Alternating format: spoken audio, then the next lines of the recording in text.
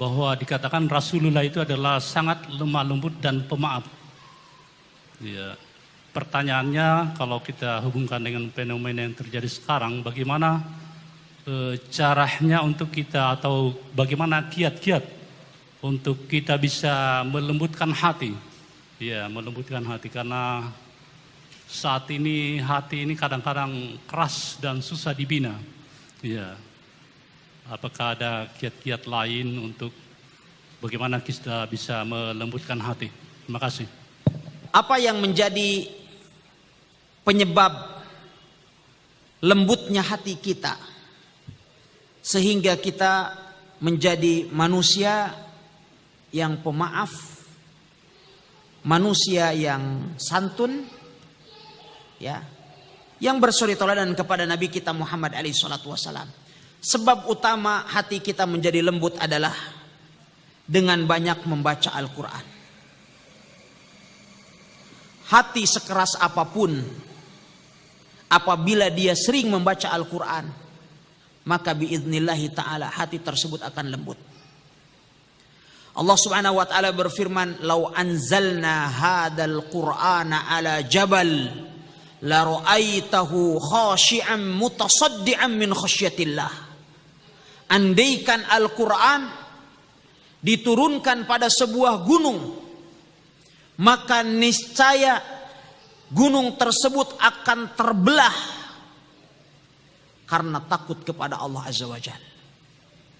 Hati kita sekeras apapun, apabila sering membaca Al-Quran, Allah akan lembutkannya.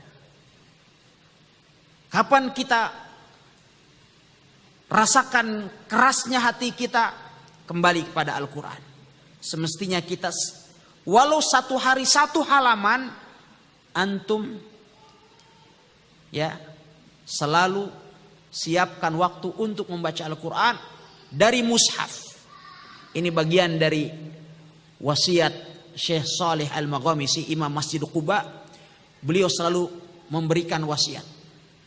Berulang kali dalam hampir setiap pengajian beliau, saya nasihatkan antum untuk membaca Al-Quran dari mushaf.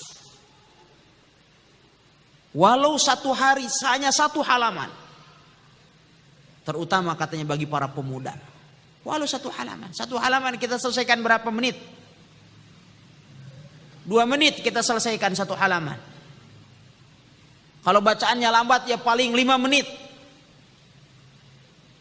Siapkan waktu. Karena itu yang akan melunakkan hati kita. Sekeras apapun hati kita. Lau anzalna hadzal Qur'ana ala jabal la ra'aitahu khashi'an mutasaddian min khasyatillah. Ikhwatal iman yang dimuliakan oleh Allah Subhanahu wa taala. Kemudian di antara sebab linul qulub, sebab kelembutan hati atau lembutnya hati itu adalah kita membaca sirah nabawiyah. Mengkaji sirah nabawiyah seperti yang kita lakukan. Karena tatkala kita mencintai Nabi sallallahu alaihi wasallam dan kita mengetahui bagaimana kesantunan Nabi sallallahu alaihi wasallam, bagaimana Nabi sallallahu alaihi wasallam memiliki sikap yang pemaaf, bagaimana Rasulullah SAW di saat hijrah bahkan memaafkan siapa? Suraqah ibn Malik yang datang membawa pedang terhunus ingin membunuh Nabi sallallahu alaihi wasallam. Begitu kemudian bertaubat langsung dimaafkan oleh Nabi sallallahu alaihi wasallam. Rasulullah tidak mengatakan kau pura-pura. Ya. Kau sudah mau membunuh saya. Tidak. Langsung saat itu Rasulullah SAW memberikan maaf kepada Suraqah ibn Malik. Ya. Kemudian di antara sebab yang dapat melunakkan hati kita disebutkan oleh para ulama adalah banyak berinteraksi dengan anak-anak, main-main dengan anak-anak kecil. Ya, lebih baik lagi adalah anak yatim. Karena kita apabila banyak berinteraksi dengan anak kecil, pembawaannya tentu kita adalah akan memberikan kasih sayang kepada mereka. Apabila ini sering kita lakukan, maka akan berpengaruh pada sikap dan perilaku lainnya.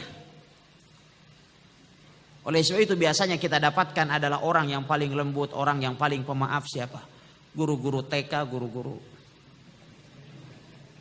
guru-guru yang mengajar ya ibtidaiyah, itu biasanya adalah mereka lebih lembut ketimbang dosen yang berhadapan dengan mahasiswa preman. Ya. Mereka lebih lembut. Kenapa? Karena mereka muamalahnya dengan anak-anak. Rasulullah Shallallahu Alaihi Wasallam beliau bersabda, irhamu man fil ardi yarhamukum man fis sama. Kasihilah, sayangilah makhluk yang ada di bumi, maka Allah akan menyayangi dan merahmati kalian. Dan di antaranya juga kita memiliki piaraan.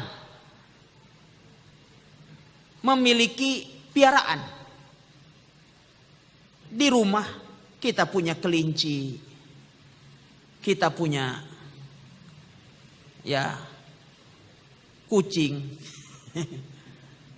Apabila kita memberikan kasih sayang kepada mereka, irhamu man fis sama man fil ardi yarhamuka man fis sama. Dan yang lebih bermanfaat adalah menyantuni anak-anak yatim.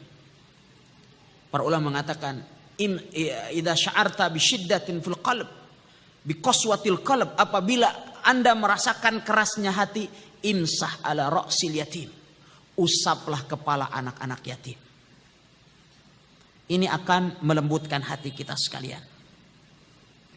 Kemudian tentunya adalah sima'ul mawa'id, mendengarkan nasihat, kajian-kajian, ceramah. Ini pun tentu bukan merupakan sesuatu yang asing bagi kita sekalian, juga adalah dapat melembutkan hati kita, dan diantaranya juga adalah hudurul qalbi fis shalah, yaitu berusaha untuk khusyuk di dalam sholat. Ya, khusyuk di dalam sholat. Karena tentu sholat ini akan tatkala kita sering melaksanakan sholat dengan khusyuk, ini akan sangat erat kaitannya dengan sikap dan perilaku kita sekalian. Wallahu ta'ala.